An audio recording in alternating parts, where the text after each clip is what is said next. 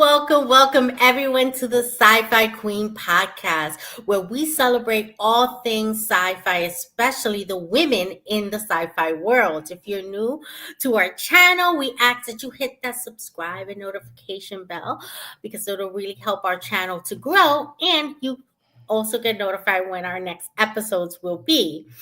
If you'd like to support our channel, just go to our website that's scrolling at the bottom of the screen, sci-fi queens.net.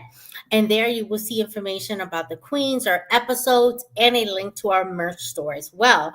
I am your host, Nita. Sarah will be with us soon. She's just a little bit delayed. And we have a very special guest tonight, Veronica, Double Girl, from the podcast Earth Station Track. And we're going to be talking about all things Lower Decks today. But first, we want to know how our guest is doing. How are you doing today? I am fabulous. I'm so excited to do this. We've been trying to get me on here for a while, and it finally worked out. Yay! I know. You're just a busy woman. That's the problem. That's the big issue here. You are so busy. Yeah, So what's going on? So in addition to the Earth Station Trek podcast, we go live every Thursday at 8 p.m. Eastern. I also have a Monkeys podcast, Monkeying Around. And we don't really go live. We do like 2 episodes a month. And what's that podcast about? Because I did not know about that. I gotta plug that. Yeah, the Monkeys. So we talk about anything related to the Monkeys, episodes, music. I love the Monkeys. We have a lot of fans on. We've especially had a lot of fun with some younger fans. Like we've gotten a couple that are like just starting college. And they're like super into the Monkeys, and there's really awesome people like that. So it's awesome to like have that younger generation of fans. Absolutely. Absolutely. Yeah. That's so great. I gotta go check that out because I honestly did not know about that, but I'm super glad that you mentioned it because we need to all go follow her in the Monkeys and check out the Monkeys. And if you haven't checked out Earth Station Trek, you need to. They're funny, they're very well versed in Star Trek, and or at least the other guys are. And they're not afraid to try the Star Trek spirits either. That's like my favorite episode. Yay! That was one of the first things we put on YouTube was when we got the Star Trek spirits, and that was the first time we like got together. And actually, that was the first time I knew one of the other people, but it was the first time we met after we had started the podcast. So it was a lot of fun. That's wonderful. My husband and I also have a puppet company, Felt Nerdy, and we do puppet shows. For a long time, we only did local conventions like across the Southeast, Dragon Con and whatnot. But we now have some stuff on YouTube. But we primarily do Doctor Who and Star Trek. But we've done all kinds of stuff. We did like a Beatles-ish themed kids show, and we've done Stargate, and we do anything from all ages family friendly shows all the way up to burlesque-esque adult So if shows. somebody wanted to hire you, where would they find you online to check you out? Feltnerdy.com. Feltnerdy.com. That's going to be going in the description. I did not have that information beforehand, but I have it now. I'm going to add it. This is going to be awesome, because I love me a good puppet show. I've never seen a burlesque one. That I would love to check out. So we kind of separated out our adult content just because we know there's going to be some people with families that don't want that adult content accidentally sneaking in there. So if you do want to find the adult content, which is also 99% nerdy, we actually have adult Star Trek puppet show that we're getting ready to do at a local performance space. But Felt Nerdy and Dirty is a completely separate social media thing, but still Felt Nerdy.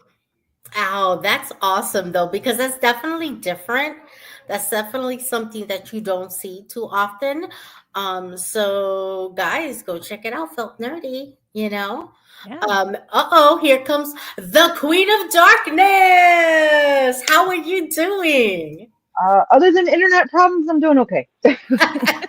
So if we lose you in the show, we know it's not your fault. It is the Yeah, internet's fault. I couldn't even get connected. I don't know what's going on. The Borg are interfering. Yes, I think the Borg does not want us to talk about the awesomeness that is Lower Decks. Okay, so we're gonna hop right into this because we're gonna be talking about Lower Decks, right? First of all, this is one of the best treks out there. Yes. And it's not the first Star Trek animated series.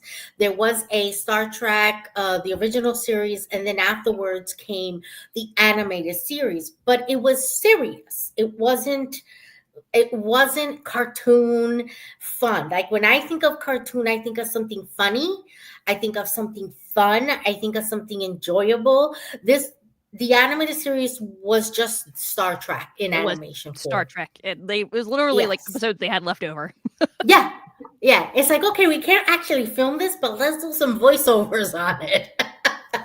I mean, that's what it is. And there was nothing wrong with it. I enjoyed it because that's all we had at the time, right? Mhm.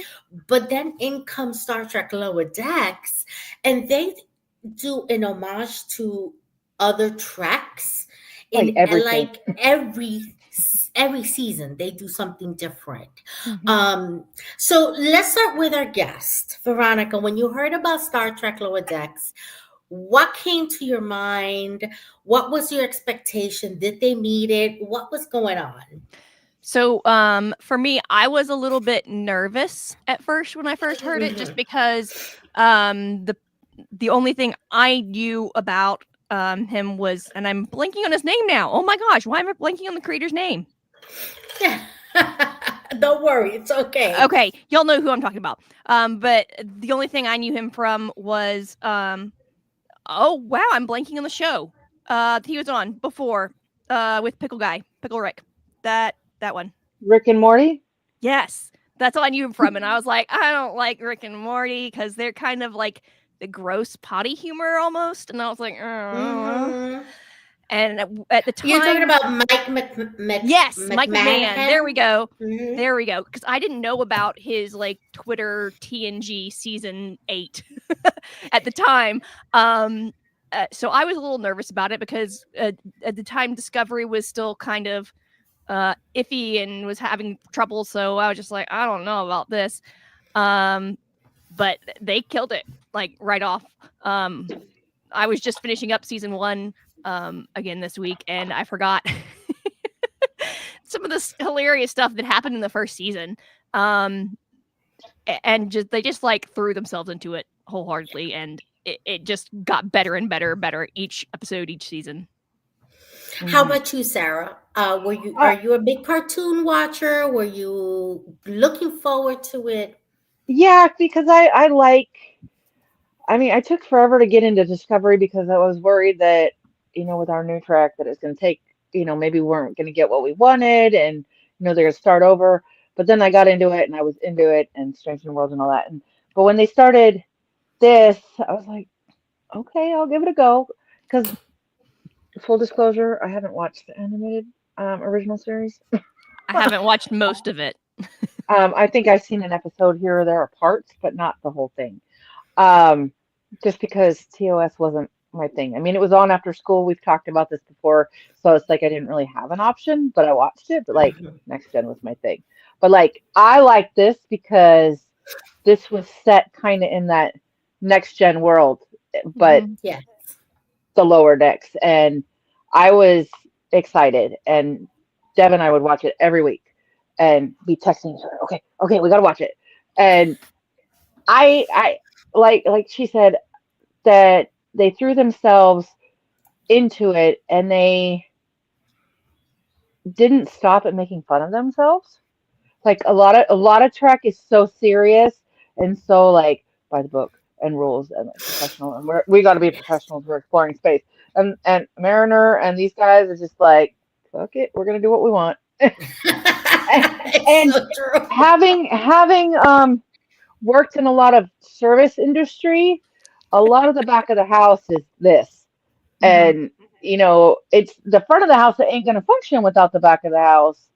but you can't really control the back of the house. It does its own thing. And that's kind Exactly. of what I got from this. And I enjoy it. Yeah, one of the things I really like, you mentioned they weren't afraid to make fun of themselves on Star Trek in general, but they didn't do it in a mean-spirited way, which I feel like Mm, a lot of comedy shows, when they're poking, especially like Big Bang Theory, when they're poking fun of nerds and they're like, it looks like they're making fun of themselves. No, they're actually poking fun of nerds. Is what I got from like the Big Bang Theory. Yes. But this, it was like lovingly poking. Um, Yes, I have to agree. They knew how to get the humor in the Star Trek universe and bring it forward. They knew how to deliver those lines. They just had this amazing chemistry because, Star Trek is a serious show. It isn't a comedy. It is not known for comedy. Even the animated series was serious. And we came from, and I'm a TOS girly. That's where I started watching. And you come from TOS, you go to Next Generation, then you have D Space Nines. You couldn't get more serious than that. I mean, like, how many wars did they fight? mhm. Then uh, Voyager, serious, and then you have Enterprise, serious. It's all very serious, and then you Yes. have Discovery, which was another one with wars and serious, which was groundbreaking in many, many, many ways. I personally love Discovery. I thought the inclusion was great, and it gave way to Strange New Worlds. And as mhm. much as they like to be humorous, it's serious, It's because at serious the with core, humor. yes, it's at the core still Star Trek, right? But here comes Lower Decks, that is fully Star Trek, fully canon if you care about canon. Um, but they're funny. They're Mhm. showing you the tripping over the feet. Because if you remember in Next Generation, there was an episode about Mhm. the lower deckers, Mhm. and they really embodied that sense of in those characters. They brought out the humor in those characters because you could see in these four people, these four characters, that humor. And who doesn't love a Boimler? Okay, Yes. I want me a Mhm. Boimler. I really want one. He is so adorable, purple hair and all. I love the design, and it's not just about Star Trek. It's about family, right? Because you've got Mariner and her and the mom, and it's about family, and they're talking to each other like they're not family, but behind bars, they're family. Oh, here she comes with a puppet. Talk to me about this puppet. Is that a Boimler? Sort of. So this is Ensign. We've been trying to not be quite as Star Trek specific. So if someone comes at us, we can be like, well, they're not named anything Star Trek, but obviously puppet's purple, got the purple flowy hair. It's Ensign, but this He's one's a female. influenced by Yes, Boimler. it's influenced by Boimler. Yes, Kind of he's your similar looking inspiration. uniforms, but not the same. Very distinct, not the same, but you know. Mhm. But Yeah. yeah, so and it's me and my husband doing it, so we have to have the female. There's Of no way around course. that. That is adorable. I absolutely I love it. love that puppet. He is so great. I love puppets. I'm a big puppet fan. So I'm loving the puppet show. So you keep bringing them out, But it really Mhm. is about family, this show, and about how they want to work to become, you know, officers. Oh my God, I who is this guy? oh goodness, that looks This like is Captain Pike. Peak. Pike's Peak. um, yeah, so we debuted these two at Dragon Con, which is a big Southeast convention in Atlanta. And Anson Okay, Mount was actually he's at that convention. I didn't he's get to show him the cute. puppet because I finished the puppet like the night before our show. Did you But meet Anson Mount? yes, okay. So How sweet is he? Tell me all the he is the goodness. most amazing. Okay, so Lie if he's not nice, because I can't no, handle it. he is the most amazing person. So here's another story for you. So Strange New Worlds, as you guys know, did a musical, Subspace Rhapsody. I was in the first ever Subspace Rhapsody picture show that we did at Dragon Con. So we did the whole Rocky Horror acting out in front of the scenes, and we all had our costumes on like the characters. I was Pelia. And there was some cast there. So Anson Mount and Ethan Peck and Christina Chong surprised us, and they showed up backstage before the show. So we got to talk to them for a few minutes, and then they sat front row center watching our show. And they were amazing, and they were so excited. It was amazing. It I was would have amazing. fainted. I'm a big Anson Mount fan before he was on track, because he was on Hell on Wheels. And I totally fell in love with him. He was an amazing actor. It does not hurt. He's beautiful. I'll say it. Okay, it doesn't hurt. But he is an incredible actor. Mhm. And when I heard he was going to be Pike, You're like, life perfect. was so much better. Just so much better, you know. But that I like that puppet. But I love these characters because, Yes. you know, we don't, in the Star Trek universe, we don't get a lot of Orions Mm-hmm. in Trek. Right. That's like during TNG, you didn't have too many Klingons in the Federation. So I really love Tindy because she's the complete opposite of what you expect an Orion to be. Yes. And I think she's one of my favorite characters. What Sarah? Which one of these guys are your favorite characters, of the main characters of Lower Tendy's Deck? my favorite. Really? She's my profile icon on our Paramount Plus. Um, I love her because I think it's because I identify with her because she's supposed to be like this badass, but then she uses her brain more than she uses like her, Yeah. you know what I mean, her fighting skills. Like, let me think my way around this problem rather than just charging through it.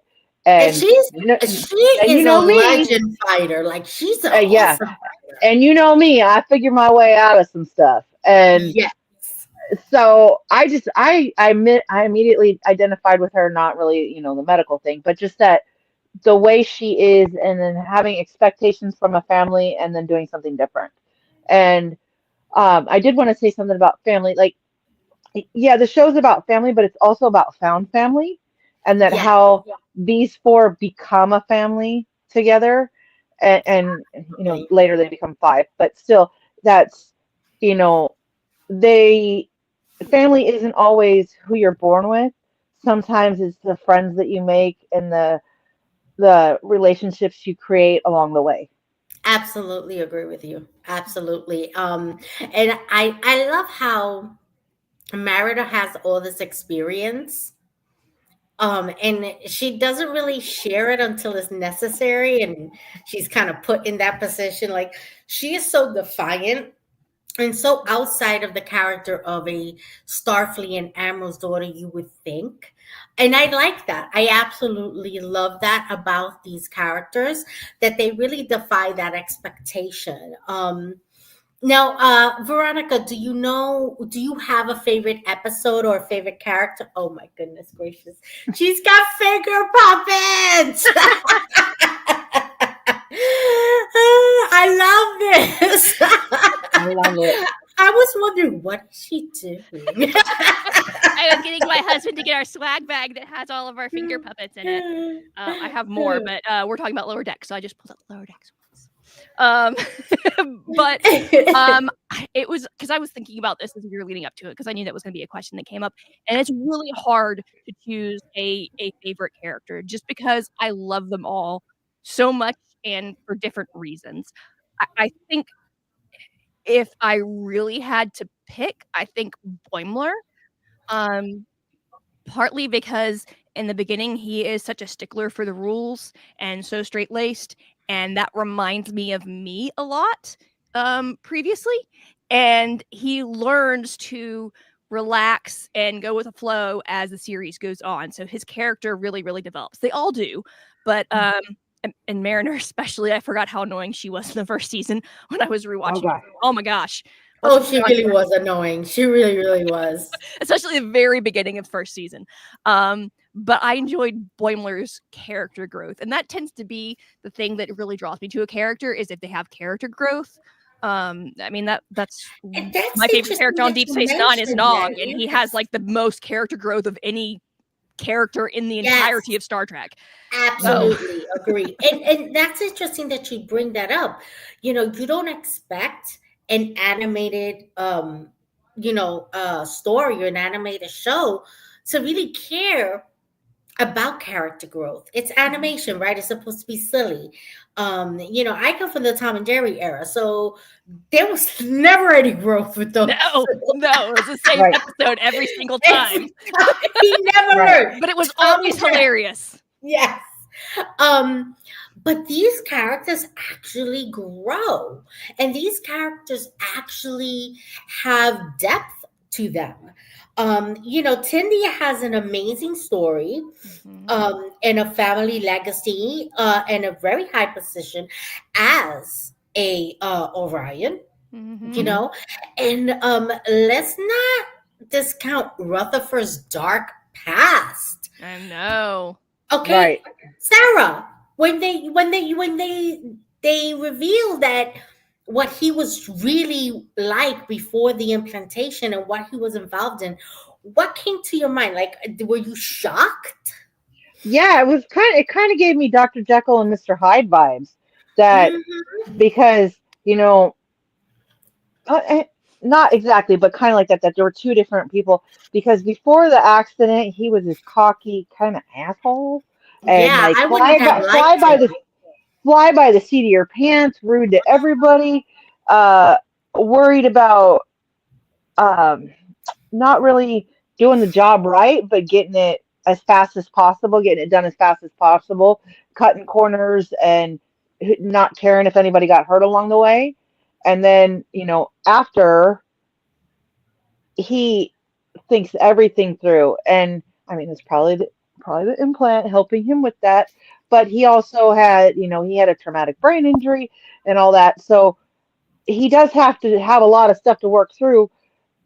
But he's more lovable, more free-spirited, not so...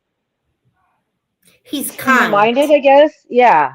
He's not a cocky asshole. I don't know how else to say it. He really isn't. He really isn't. He is. He's a nice guy. He has a backstory like nobody's business. Like, I think his is the most complicated, because he has a really dark side to it. So, Veronica, what about you when they revealed his dark side? Were you surprised, or were you expecting I it? was super surprised, because I'm also a little like him in the fact that I get overly excited about things very, very easily. So the fact that he had that significant dark side and almost a complete 180 on his personality, that was pretty fascinating. I mean, the fact that it was a brain injury was pretty obvious. And the implant, I'm sure, was making significant changes. Although I don't know that those changes were necessarily intentional based on the people that gave him the implant. Yeah, that got a little weird there. With the like rewriting his choices and overriding what he personally wanted to do. He's like, I'm just going with what my implant says. Wait, aren't you supposed to be guiding the implant, not the other way around? Yeah, and I was just since I was just rewatching the first season, I had forgotten at the very first episode he had like just gotten his implant, but Mariner and Boimler had known him for a while already, but he had supposedly like just gotten it a couple weeks ago. Oh, so they knew him beforehand. Supposedly, I think there was a little bit of continuity error there. I found like the one continuity error.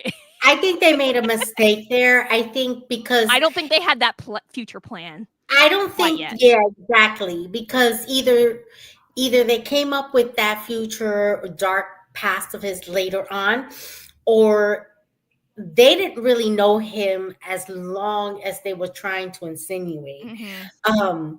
Because Well, he and then was not, again, I don't know that Mariner or Boiler would have liked him. No, no, they would Mariner, have yes. hated him. Boimler, no. Mm. Mariner, yes. Boimler, no. Because Mariner's like she would have done bad shit with the old Rutherford. I mean, yeah. Come on, she's done a lot of bad shit. Now, do you guys have a favorite episode or a favorite season? I do. Go ahead, share. My favorite episode is surprise, surprise, it's a Tendi episode. It's Shades of Green, season 5, episode 2. When Tendi has to, they're doing the Orion race, and Yeah, she uses her smarts rather than her muscles to win, and then they're like, "Well, you can't do that." Well, who says? You yeah, know. exactly. Um, and I just like that it was a struggle for her, and then coming down to it that she made it work in the end. Everything's always a challenge, and everything's Orions are always about fight, and and that was kind of the thing that I liked is that they're like, we don't ever see Orion scientists. Well, they're out there. They just get blasted out of the sky or don't get seen because the Starfleet isn't used to that, and they just see all Orions as hostile and pirates, and they don't look any deeper. And I think that's something that lower decks specifically addressed, and like same with like Second Contact, the first episode, that they the things Yes, that regular Trek forgets to talk about. And absolutely. I think that this was a good avenue for that. Like this being an Hmm. animated series, it was a way to deal with that kind of a serious issue when you think about it. Oh But yeah, because in it's a about judging a whole entire culture, a whole entire mhm, world based on what little you know of them. right. And that's Trek for you. Trek has Mhm. Hmm. always been about addressing the problems in society and what's Hmm. going on in society. And I think that this whole Orion topic in Lower Decks is about addressing how we as human beings will judge an entire country based on that tiny bit of information we have of them, never having Hmm. visited them, never having even known people from there. Maybe you met one person from there, and now Yeah. everyone is like that. And not knowing the culture, not knowing the religion or the society, which is all very important in knowing how people behave. And I think that whole Orion segue that they had in there really addressed that. Yes. Very well done, though. Lower Decks, as you know, they truly did a phenomenal job in addressing those things. How about you, Veronica? Do you have a favorite episode or season? So, okay. So I have a favorite episode. It's technically a Lower Decks episode, but it's also I'm going to say legally. There's not really a better word. It's not a Lower Decks episode. It's Strange New Worlds episode. But those old scientists, Yes. which is related Yes. to the whole Orion Yes. scientist Yes. thing. Yes. But I call that a Lower Deck Strange New Worlds episode. It's It both is. episodes, It's a even though it's crossover. technically Mhm. Strange New Worlds. But I think It's a it's Lower That's Decks. Lower Decks. crossover. And And I I think think that they did a great job because it's not easy taking the voice actor into the screen. And mhm. I think they did a great job in doing that. Yeah, I was Hmm. especially impressed with Jack Quaid in that and how Yes. much he Mhm. studied the way that the animated Boimler reacts because he had no say in how that character moves. He just did the voice for it and then they animated along to it. So I was very impressed with like how much they studied and got into their characters. But for a technically Lower Decks episode, it's Parth Ferengi's Heart Place is my favorite episode with Rom and Lita. I'm a huge Ferengi person. Like those of you that may watch Earth Station Trek or who may eventually watch Earth Station Trek will quickly learn that I'm a Ferengi girl. I love the Ferengi. Don't know why, but I do. So that's my favorite one because it was so much fun to get to see Rom and Lita especially after being such a huge fan. Like Deep Space Nine, I fall asleep to every single night. We watch Deep Space Nine constantly. And getting to see those two characters again, because Rom was another favorite of mine that had significant changes, although I think his character kind of just made a significant shift rather than a growth arc, especially the beginning. But he still did have some growth once he became Rom, and he still had some growth Absolutely. there. And then Lita, especially, and the way they just played the Federation completely was I so much loved fun. it. I didn't It realize, was like, the they most would have had me. Ferengi thing ever. Yes, they had me though, because I was like, what's happening? And it wasn't until it was revealed that I got it. That was an incredible episode. That Mhm. really was good. And I love how they brought back these old characters, but they brought the actors and the voices for Mhm. them to do the voices of their own character, which I really love, which they didn't really have to do that, No, because it's an animated series. they did it throughout the whole series. Yeah. They brought characters and fan service. I Riker. mean, yeah, all of these characters that they Mhm. brought back and tied in, and it made it feel like this wasn't a standalone show. That this was actually like part of the world. You know what I'm saying? It's The Mm-hmm. like canon sometimes, process, um, yes. like how TOS just feels like it's Enterprise is by itself. TOS is by itself. Not until we got Yes. TNG and then D Space Nine and then Voyager all at the same time did You they didn't all get the start feeling. Federation. You just Yeah, had you didn't get the Enterprise. cohesiveness of Hmm. the Federation until then, and this universe and the way it works. And Yeah. I really liked that they not just the fan service, but they actually tied that in. That's one of my we've talked about this before. That's one of my favorite things in anything in entertainment when they expand on a universe and interconnect things. Like I'm living for the Star Wars stuff that's going on Yes. right now. Um, and the same, same with this, that we got more instead of it being, like Discovery is the same but different, and then it goes off in the future, so it's good. And then, we're getting Strange New Worlds, and I really like that because we're getting just more. But like this, it wasn't by itself. Does that make sense? Mm-hmm. It's Absolutely. not It makes isolated. It perfect sense. is interwoven with everything. Yeah. I agree with you. And, for me, I'm a Klingon girl through and through. I love me a Klingon. Okay. So Hmm. for me, all of the Klingon episodes I love, but I think that Farewell to Farms in season 5, episode Oh, yeah, it was Yes, so 4, good. that yes, was such a good episode because you saw a different side of Mm-hmm. Klingons. You saw the farmer, you saw because they have to have farmers. How do they right. have to have people who cultivate, who Yeah. produce. They're I mean, not they all can still be warriors. warriors, but they still gotta somebody's gotta grow Yes. the food. Yes, and they can be in battle in different ways. And that's what I Mhm. love about that episode is that he utilized his skills as a farmer to be a warrior, Mhm. and it was Hmm. great, that's something that I like about Trek is that they try to keep certain things in continuity with each other. If Orions behave this way, they kind of try to keep that path even as they Hmm. change it and grow.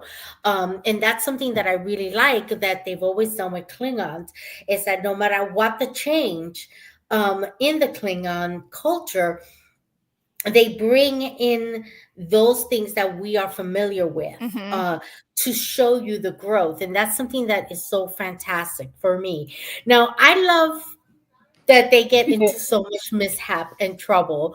I Mischief. absolutely do.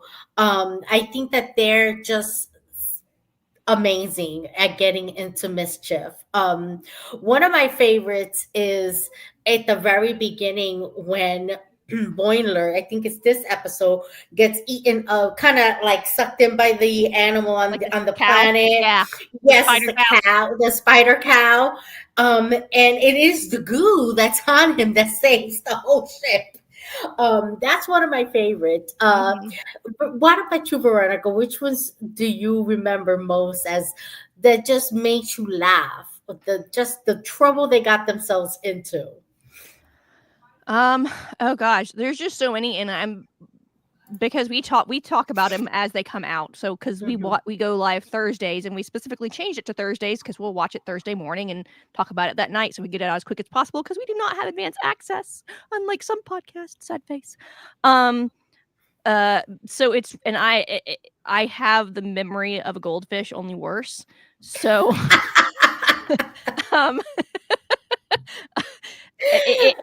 the last season is what's been in my brain the most, and then the first season because that's what I got through recently, and anything before that is just like, ooh, oh yeah, you mentioned that, I remember that now. Exactly. One of the other things I really loved is when they brought back Data, and I don't remember what the episode was called, but when they were all like purple, and he was ahead, and it was amazing. And when they brought in bring Data Talin, in, you gotta I love love it. Talin. I love Talin so much. I love Talin. I mean, like, she and Boimler are like competing for a top slot, and Boimler mainly wins out because he's been on there longer and had more growth, and also his hair's purple, and my favorite color is purple, so you can't really like. Yes, mine's too. You and me, girly. We purple girlies. I love me purple. Yes, the purple group. But yes, I think that was an excellent episode, and again, showing that Lower Decks can bring in characters from, other shows, beloved characters like Riker and Deanna and Data. What's on your mind? The whole thing with Paris and the plane. Lorca, yes. and the it's the same face. It is literally like, I don't see it. I mean, it gets me every time. I was just thinking about that because it's like, that was something that they did that for us fans, but it's like you can't imagine that if there's two people that look exactly the same in the Trek world, like how, and especially if they're famous like that, how would you not, exactly. What I mean? How do you not know he's the same guy? Like, and especially since Boimler had his Tom Paris plate. I mean, Jesus. I love when Tom Paris attacks him thinking he's Kazon. Kazon.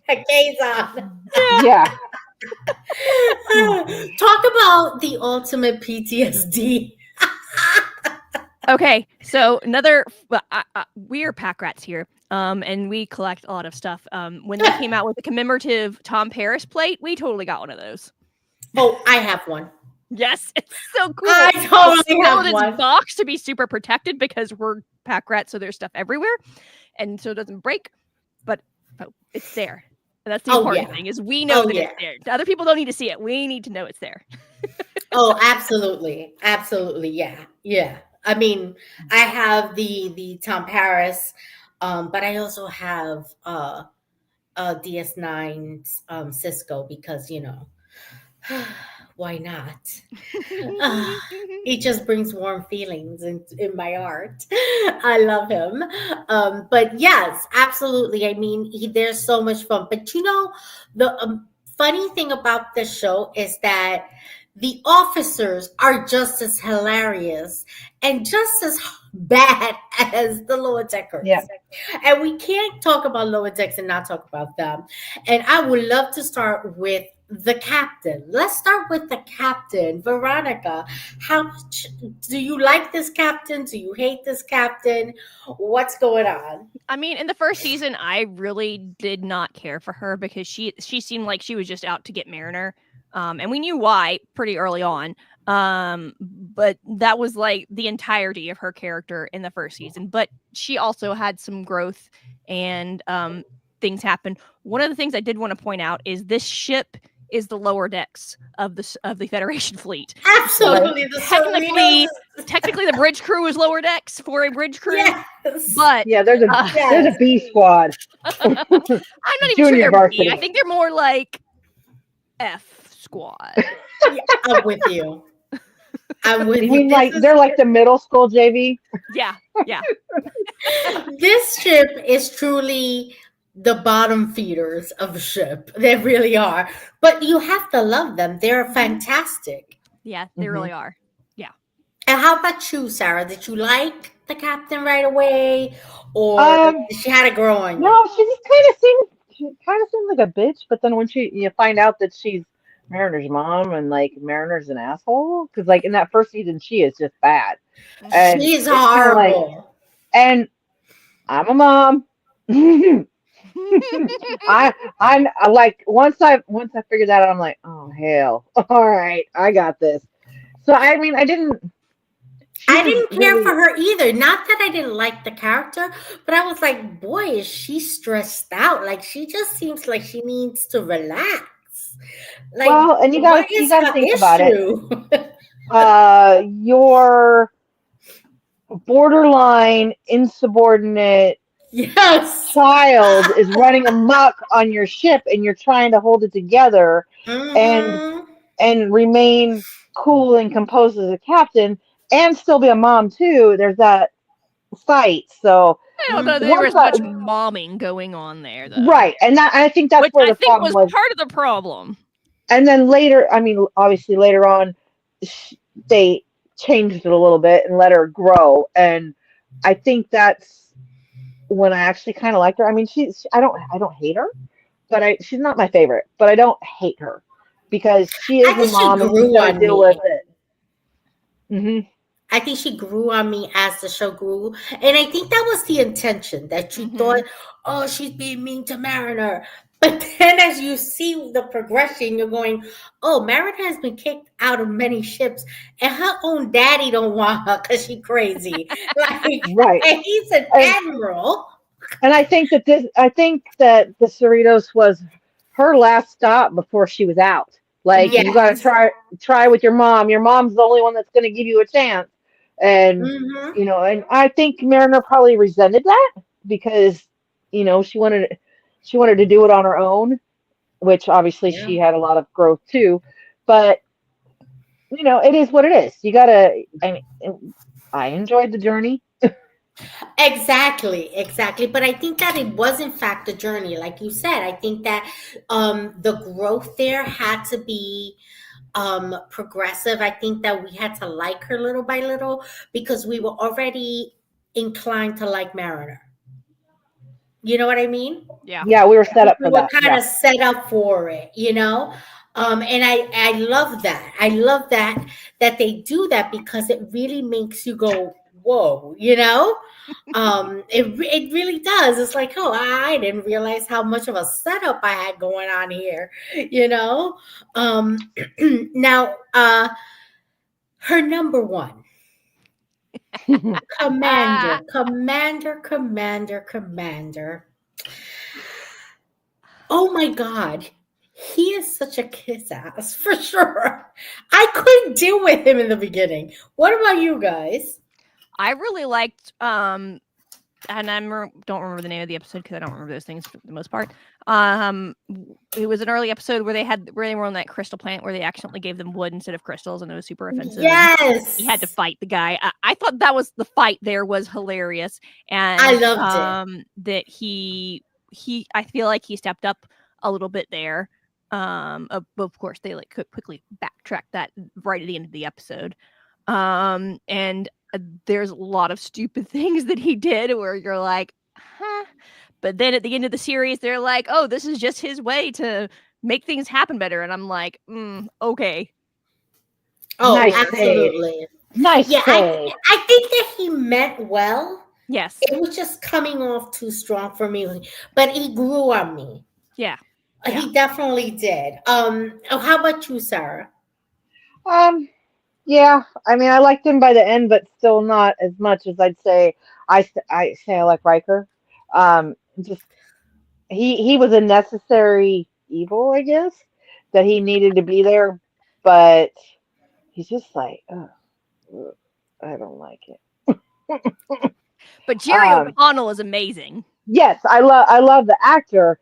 I'm just not so fond of the character, and that's not his fault. I mean, he Oh played no, him I how they think told that him to he play him. played an amazing character. I think we're not supposed to like Jack. I think Yes. we're supposed to we're supposed to have our reservations about him because he'll go from I hate Mariner to yes, let's take care of her just to please his captain, and it's coming off in the wrong way, Mm-hmm. you know. Yeah. Yeah. Too And I much think kissing that, ass and not enough standing up. but I think that was his whole. I think that's how he was written. I think we were supposed to feel this way Mm-hmm. about him. Yeah. Now, Shax, who doesn't love? He's practically a Klingon. He's Yes. Yeah. Oh my God, guys, talk to me about how much you love the fact that he's practically a Klingon. I love Shax, and I love that he has. I mean, he's this big, badass Bajoran, basically a Klingon. He's fighter and all that, and he's been through the war, and he has PTSD and all that. But that he's also still soft. I mean, there's Yeah. that softer side of him because he is Bajoran. But Mhm. like, I like same thing that I liked about Discovery is that they address the PTSD. They don't just shrug it off. Yes. That Yeah. they acknowledge it, and that's a real part of being a warrior and being in any kind of military service. It's gonna be there, and that he still deals with it and moves on. Yeah. So, It. yeah, I like the fact that they do address PTSD in these shows because it's real. It happens, and they're essentially a military. Um. You know, they're essentially a military. You know, they fight. and They entity, yeah, defend. Yeah, and why wouldn't they face that on? You know. Now, Dr. Tana. Okay, Veronica, talk to me about her. She's a cat. She Talk to me about she's it. she's a I'm gonna pronounce it wrong. Cassindi? Yes, I think Uh, that's about right. that's pretty close, and that was one of the callbacks from the animated series, because they had one of those characters, or one of Yes, those species on the deck because they could have all kinds of strange characters when it's animated, which is one of the things yeah. that's great about an animated series for Star Trek is you can have these super weird aliens that you just can't do in live action unless you're going to use CGI and it never looks right. exactly. The makeup would take days to put her in a costume, and Yeah, it can't. yeah, It can't happen. yeah. But she's basically a Bones. That's how adult is this show?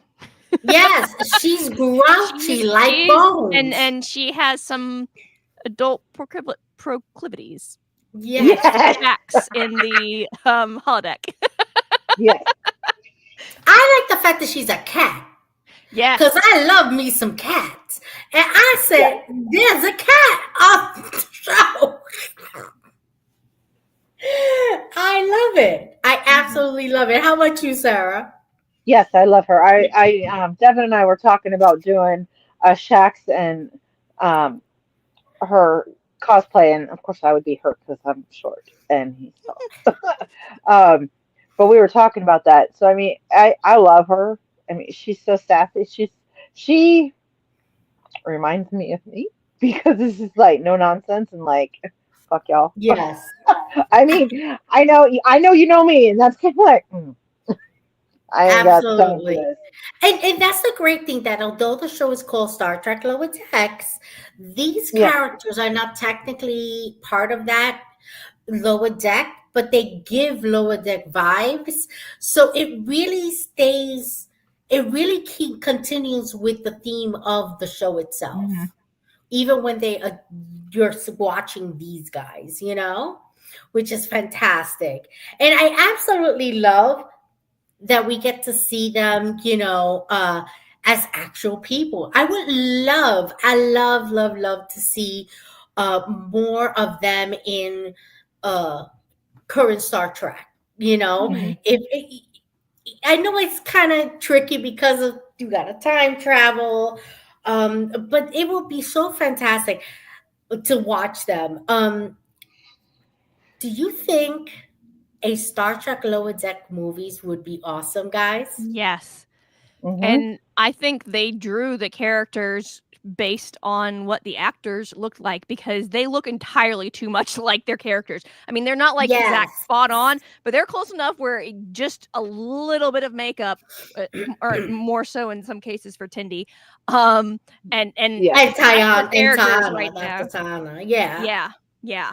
Yeah. I mean, But I they would love they to they see what they definitely would have the do. feel. Yeah. I would love to see an animated, full fledged animated Star Trek Lower Deck movie, and kind of bringing them to the next step in their growth in Star Trek. Hmm. Them as having being officers, lieutenants, and so on. That would be pretty fantastic. And would love to see a more mature, grounded, emotionally in control, Boimler, because he so needs it. He is pretty Yeah. fantastic. But yeah, this series was wonderful, and I know a lot of people were sad that it ended with five seasons. I think that yes, they had room for more seasons. I don't dispute that. I don't disagree with that. But I think the way they ended this Hmm. series was well done. What do you guys Absolutely. think? Oh What do you yeah. think? Absolutely. I think it was a fantastic ending because it was an ending to their lower decks. Because even when they Mhm. got promoted from ensign, they were still technically lower decks. Yeah. Uh, but they got promoted to, like, I mean, they're still barely past ensign. But now Mariner and Very Boimler are true. bridge crew. Um, so it's a good Yeah, stopping point, but it's a point where there could still be more story told, which I'm sure is what Mike McMahon intended. I 100%. believe so. Absolutely. How about you, Sarah? Yeah, Were I'm you I think disappointed or what? yeah, I was sad that it ended because I wanted more. But we always, oh, I'm greedy with Trek. I always want more. Um, but it also like it leaves me wondering, did they do all this Starbase 80 crap to like maybe leave that open for another show? Hmm. Does that, Yeah, that's what we thought as like well. because at the end, um, her parents went to Starbase 80 and there goes the Cerritos and that whole setup on Starbase 80 and how they could all do so much work there and it's just kind of like Yeah.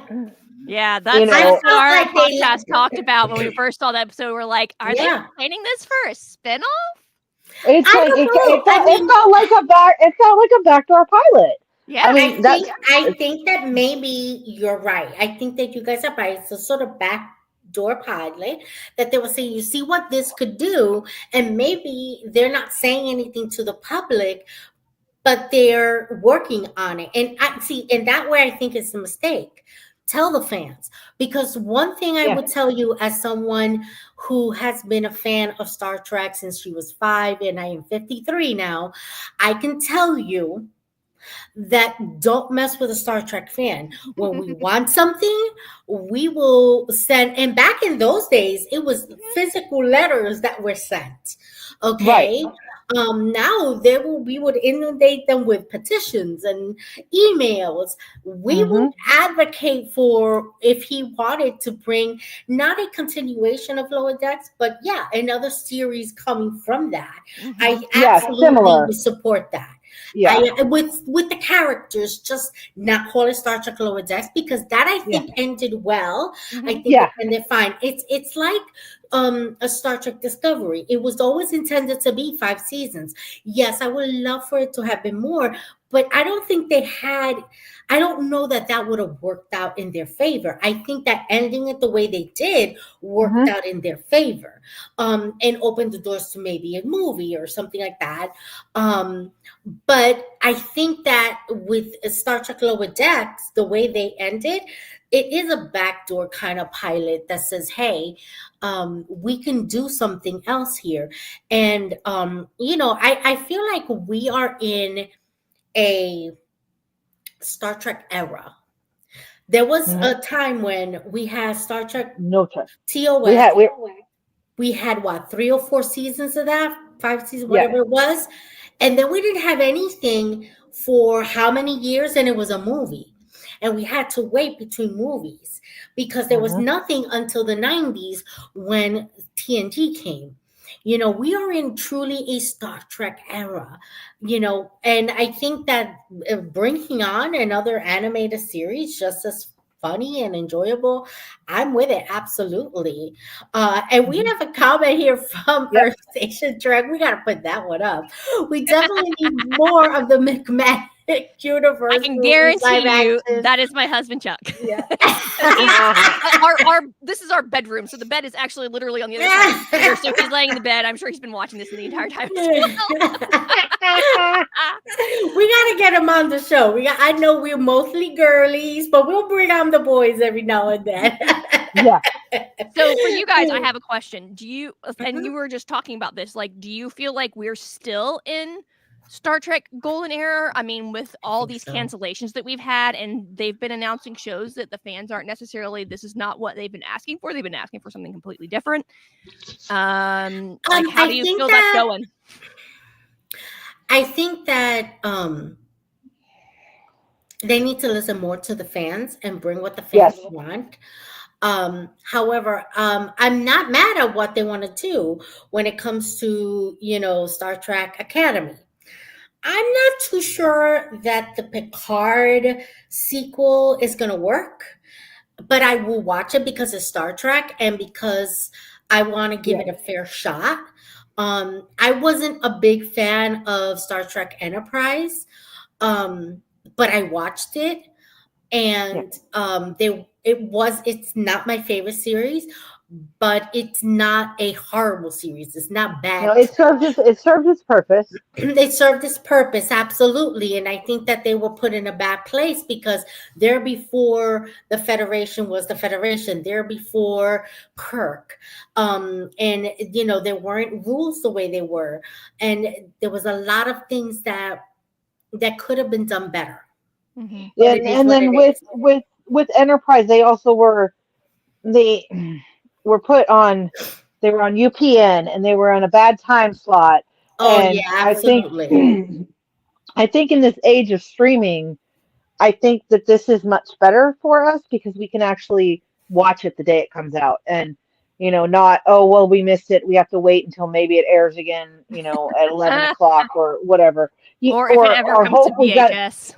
oh yeah, or hope we got it on DVR or whatever. And I I was I mean I enjoyed the Section 31 movie, but to me it felt like it was a pilot for a show versus it being an actual standalone movie. Like they made it like it was a pilot and then they're like, "Oh, well, we're not going to do the show now, so let's just make it a movie." I I'm would like, have enjoyed it better if they hadn't called it Section 31.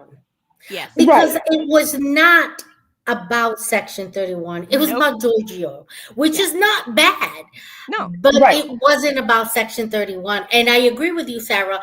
It seemed like some sort of weird pilot. So are Right. they going So to give us my Section 31? understanding my understanding was basically this was like what they had meant the first like 3 or 5 episodes, and they condensed it down into a movie, and there was so much stuff that was Too in there much. that they didn't show that could have made everything Made happen, it better. made it Yeah. better, and made the Exactly. story have so much more to it.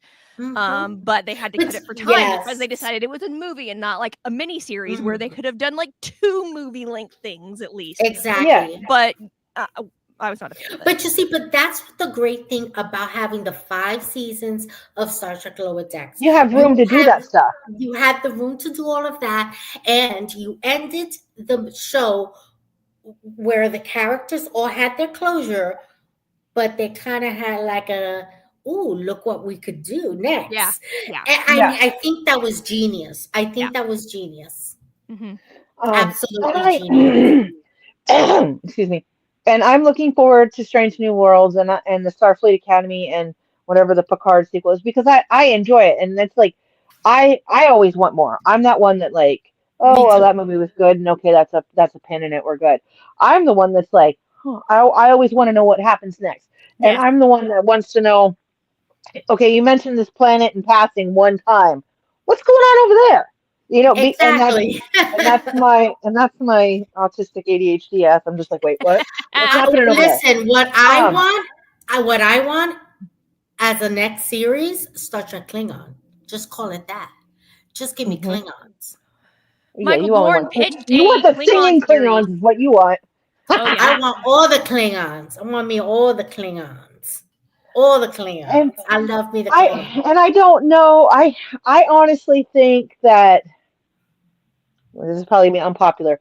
I think the strike was necessary, but I think it hurt us Mhm. as I Trek think so. fans Yeah. because with that break in us being able to watch things, then when they come back, the network's like, oh well, do we really have to do that? And is that Mhm. really still a viable option?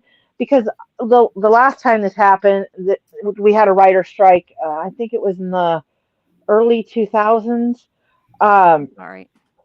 that we lost a lot of shows because I there were shows that I watched then, and you got like a half a season, and then they never came back after, and they Exactly. were just gone. And it's like, well, whatever happened to that? And And that's why I'm it kind of died. glad that we got the 5 seasons of Lower Decks Mhm. where we Right. were able to read, and they did it very nicely, episode per episode.